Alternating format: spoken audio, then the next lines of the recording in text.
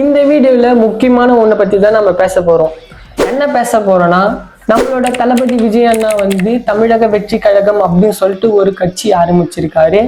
அந்த கட்சிக்காக தன்னோட சினிமா இண்டஸ்ட்ரியை ஸ்டாப் பண்ணிக்கிறேன் அப்படின்ட்டு சொல்லியிருக்காரு.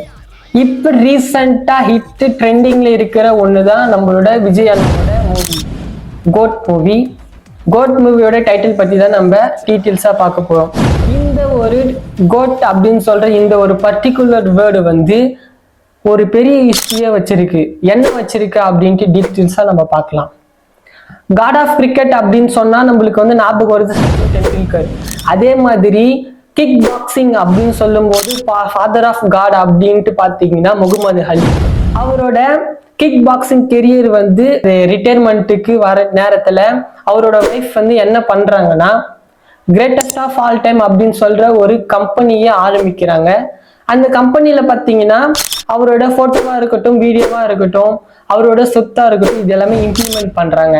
இது மட்டும் இல்லாம 2000ல என்ன நடக்குதுன்னா, ஒரு ரேப் சிங்கர், அந்த சிங்கர் வந்து அவரோட நேம் என்னன்னு பாத்தீங்கன்னா எல்எல் கூல்.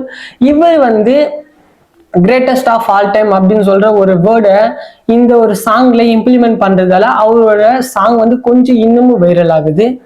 2016ல அமெரிக்கால ஒரு ஸ்விம்மிங் காம்படிஷன் நடக்குது. அந்த காம்படிஷன்ல ஒருத்தர் வந்து கலந்துக்கிறாங்க. அதுல வந்து அவரோட நேம் வந்து மைக்கேல் ஃபெல்ப்ஸ்.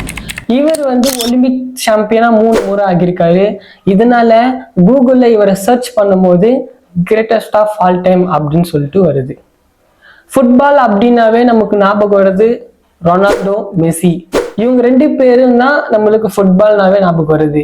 இவங்க 2 பேர்ல யாரு கிரேட்டஸ்ட் ஆஃப் ஆல் டைம் அப்படின்னு சொல்லிட்டு பாத்தீங்கன்னா, ஃபேன்ஸ் எல்லாருமே வந்து இவங்க தான் அப்படின்ட்டு அவங்களோட தனிப்பட்ட கருத்தை வந்து வெளியே சொல்றாங்கல்ல, அதனால அவங்களுக்கு பிடிச்சவங்கள வச்சிருக்காங்க. அதே மாதிரி தான் ஒவ்வொரு இண்டஸ்ட்ரியிலுமே, கிரிக்கெட்டா இருக்கட்டும், சினிமாவா இருக்கட்டும், வாலிபாலா இருக்கட்டும், எல்லாத்துலயுமே வந்து அவங்களோட ஃபேன்ஸ் பாய் வந்து எல்லாரும் அவங்களுக்கு பிடிச்சவங்கள கிரேட்டஸ்ட் ஆஃப் ஆல் டைம் அப்படின்னு சொல்றது அவங்க நேம் வச்சிருக்காங்க.